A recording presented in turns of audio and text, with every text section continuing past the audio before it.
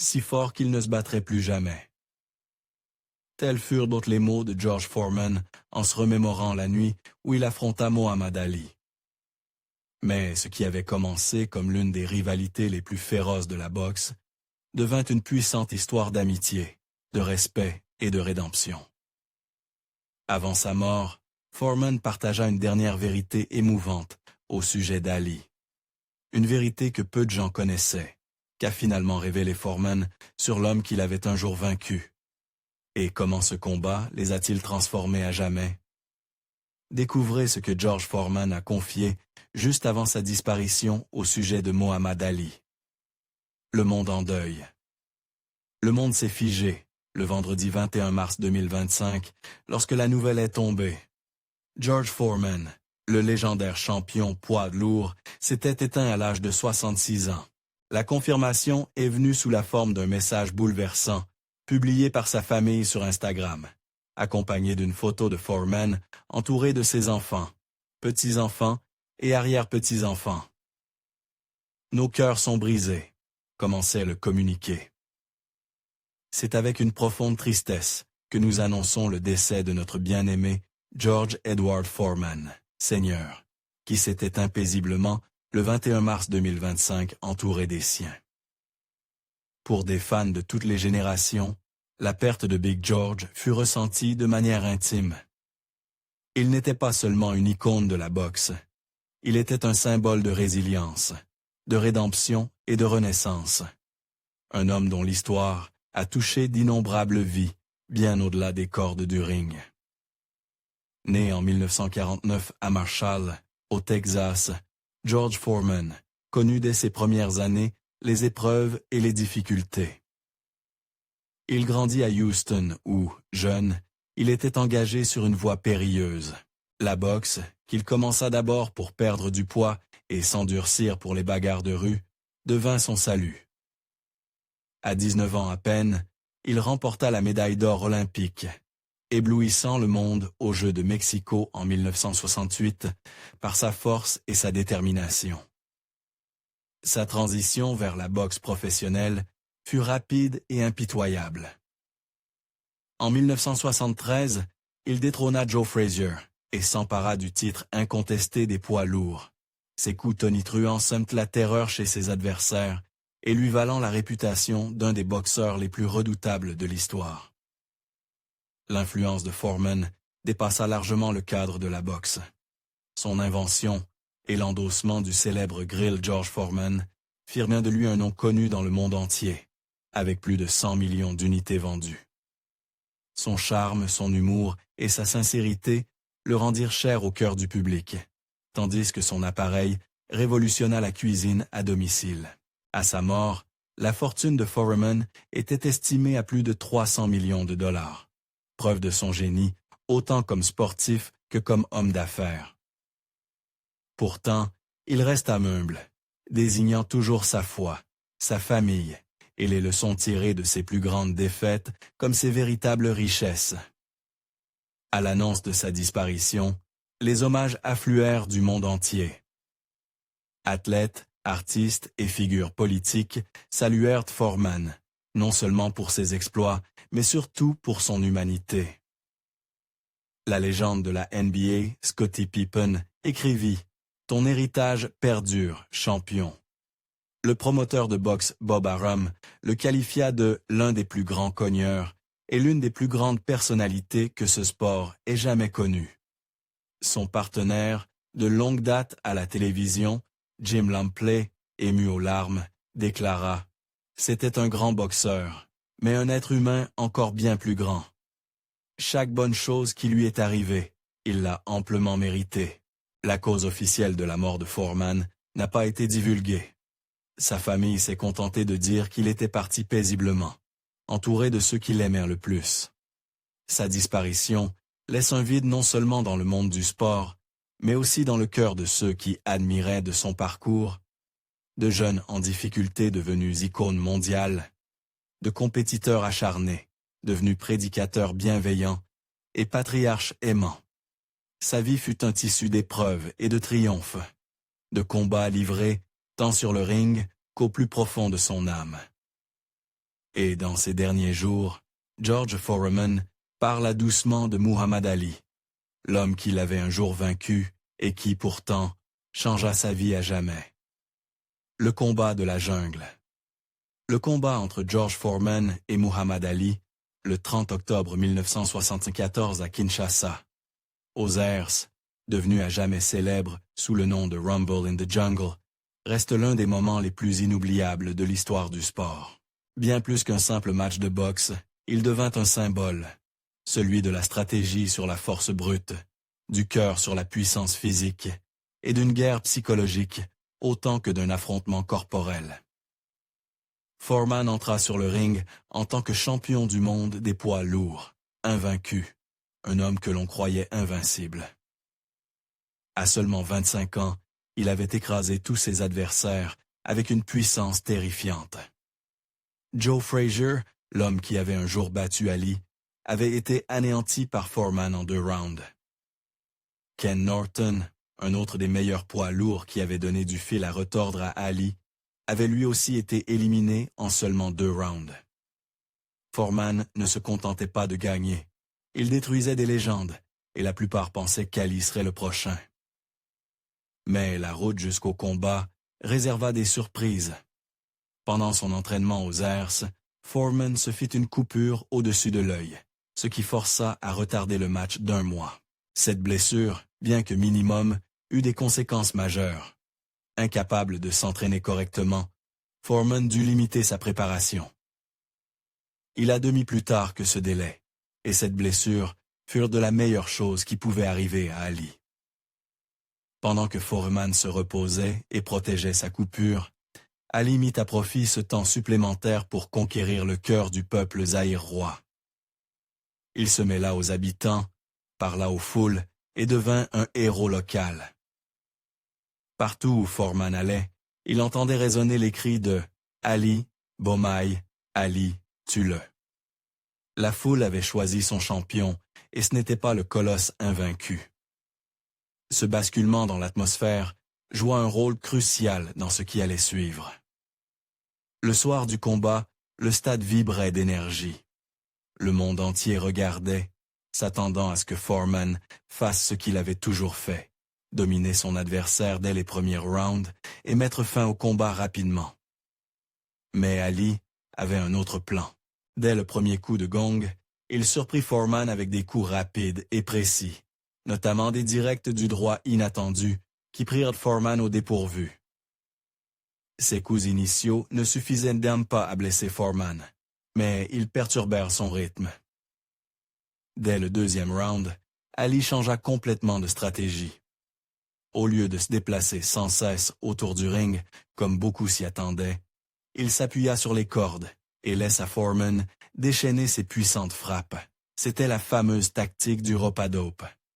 En absorbant les coups au corps et en déviant se diriger vers la tête avec ses bras et ses gants, Ali força Foreman à puiser dans ses réserves d'énergie. Round après round, Foreman frappait sans relâche, convaincu qu'il épuisait Ali. En réalité, c'était lui-même qui l'épuisait. La chaleur étouffante de la nuit africaine et l'effort colossal de lancer autant de coups commencent à vider Foreman de ses forces. Ali, de son côté, en profita pour placer des jabs et des crochets dès qu'une ouverture se présentait.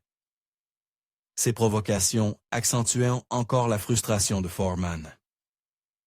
Entre les corps à corps et les frappes, Ali murmurait des insultes et des défis.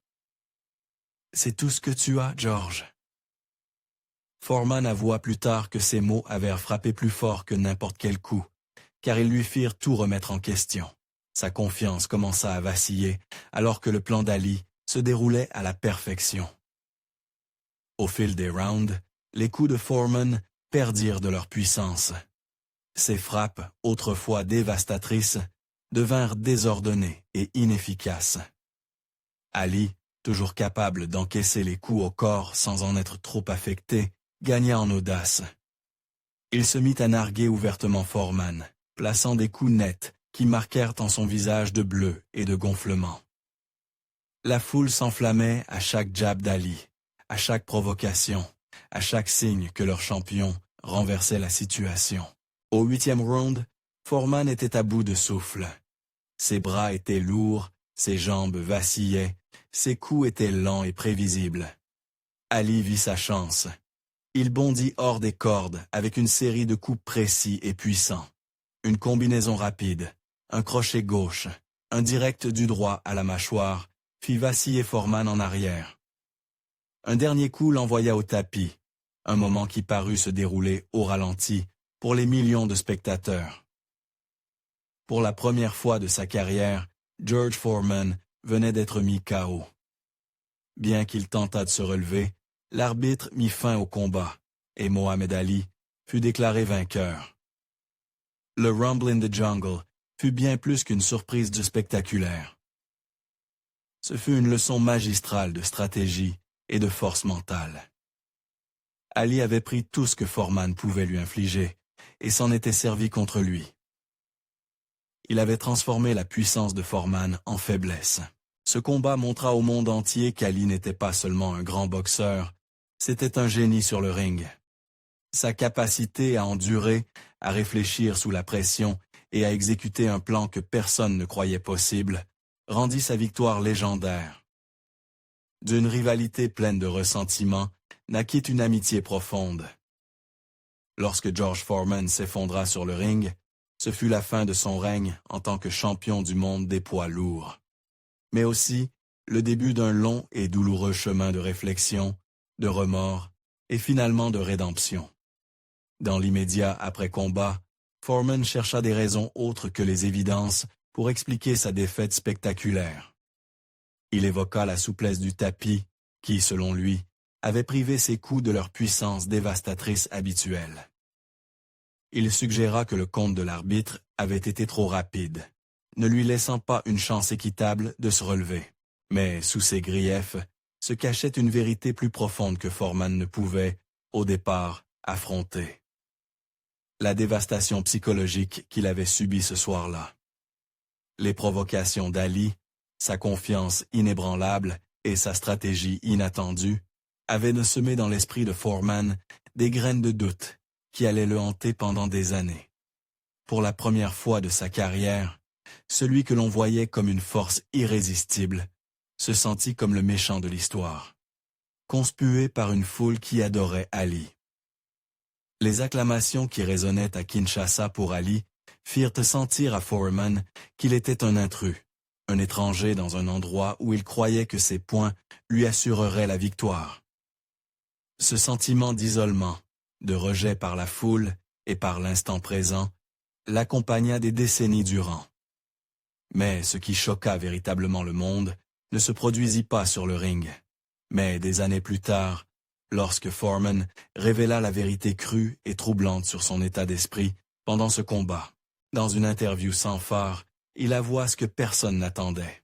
« Je ne voulais pas seulement gagner un match de boxe, je voulais le frapper si fort qu'il ne se battrait plus jamais. » Ces mots stupéfièrent, les fans brisant l'image de Foreman en simple compétiteur acharné. Ils révélèrent un côté plus sombre, celui d'un jeune homme, poussé par la rage, animé non seulement par le désir de vaincre, mais de détruire. Cette confession réécrivit l'histoire du combat, montrant qu'au-delà des apparences de ce célèbre affrontement, se cachait une tempête émotionnelle dangereuse. Un désir d'anéantissement qui mena finalement Foreman à sa perte. Pendant des années, le monde célébra la transformation de Foreman, de cogneur redouté des années 70 à prédicateur souriant, vendeur de grilles, symbole de rédemption. Mais avec cet aveu, le monde entrevit le lourd fardeau qu'il avait porté, celui de savoir ce qui avait réellement habité son cœur cette nuit-là. Et pourtant, le temps, comme souvent, adoucit l'amertume. Le lien entre Foreman et Ali évolua, passant de la rivalité et du ressentiment à une profonde amitié et un respect du mutuel.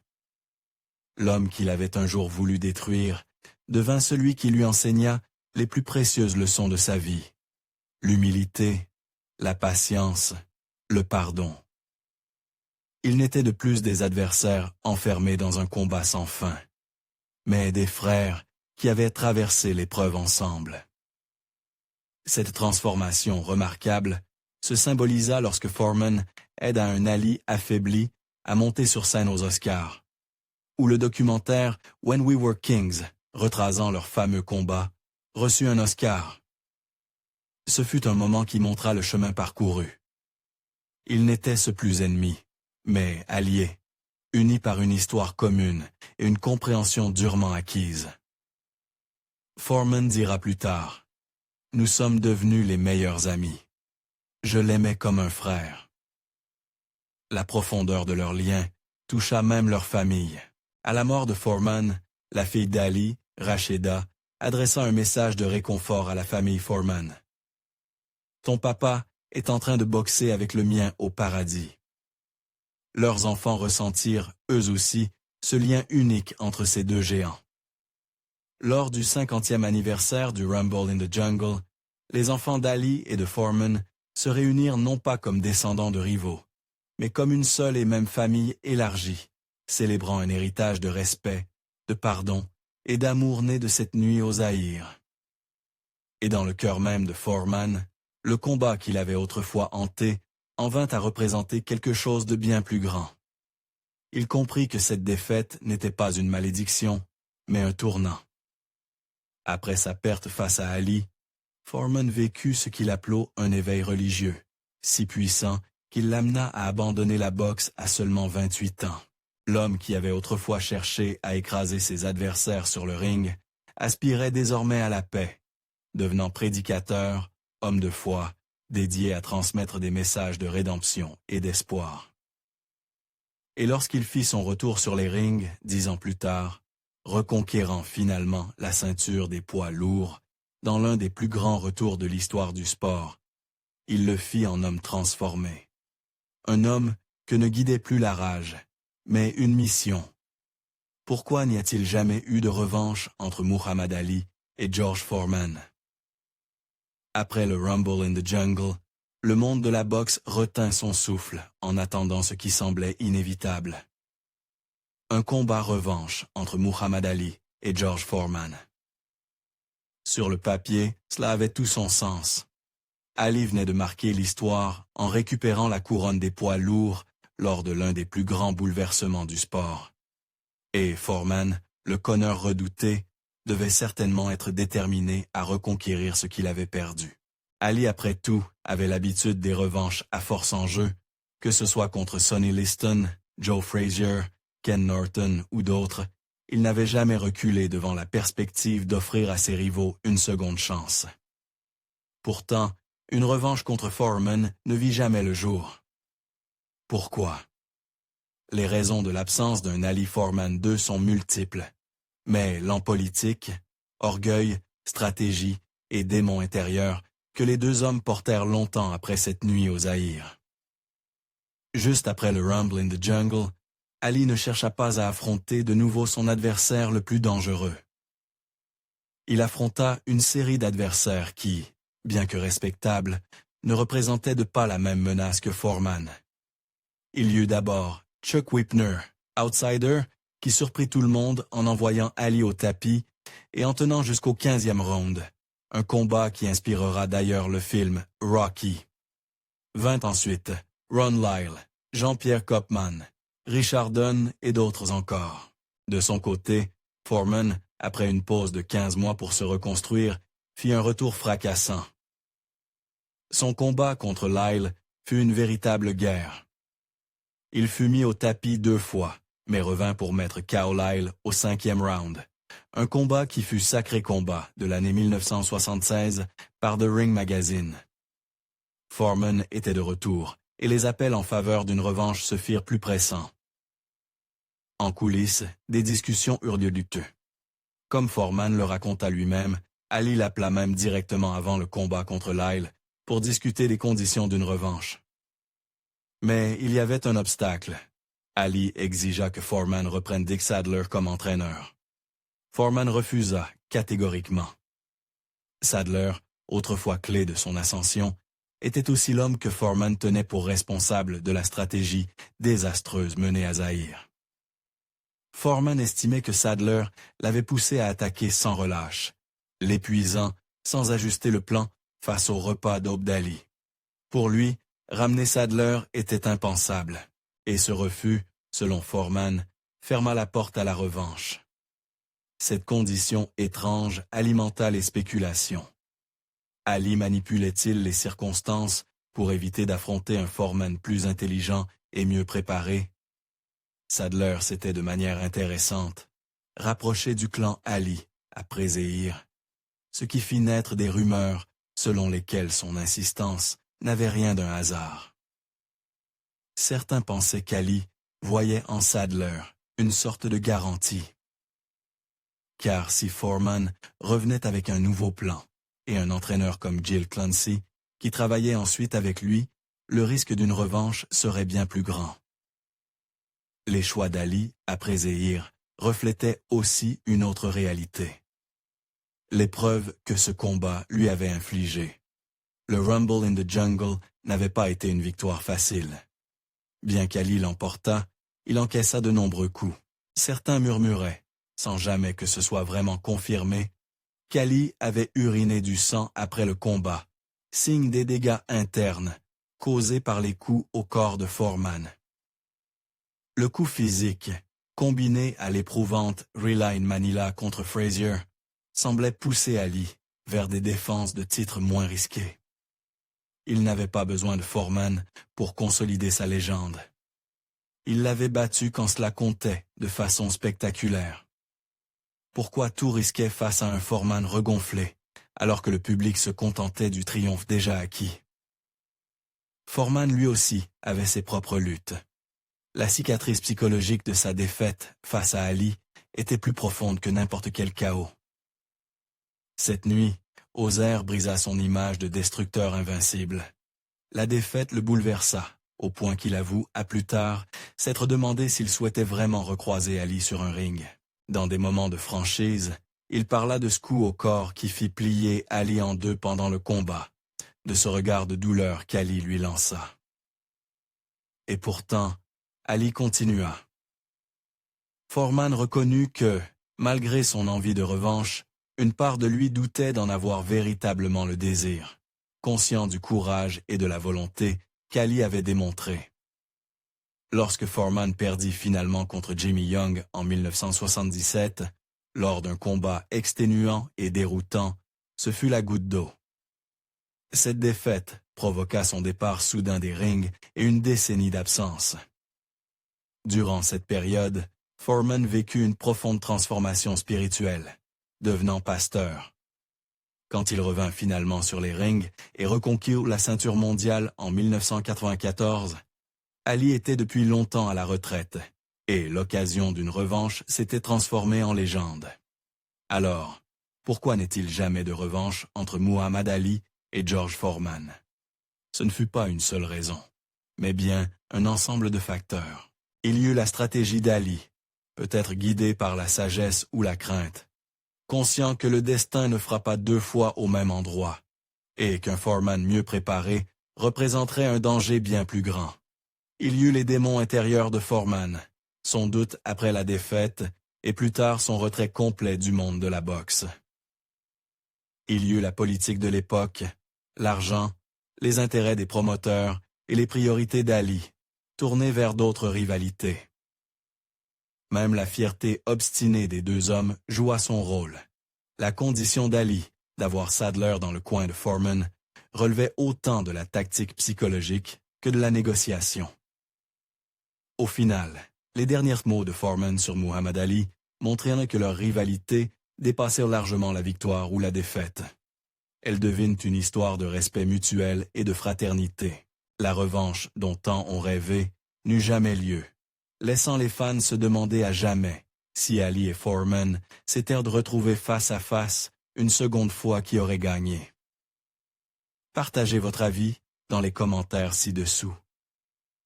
Et si cette histoire vous a plu, n'oubliez pas d'aimer, de partager et de vous abonner pour découvrir d'autres moments inoubliables de l'histoire de la boxe.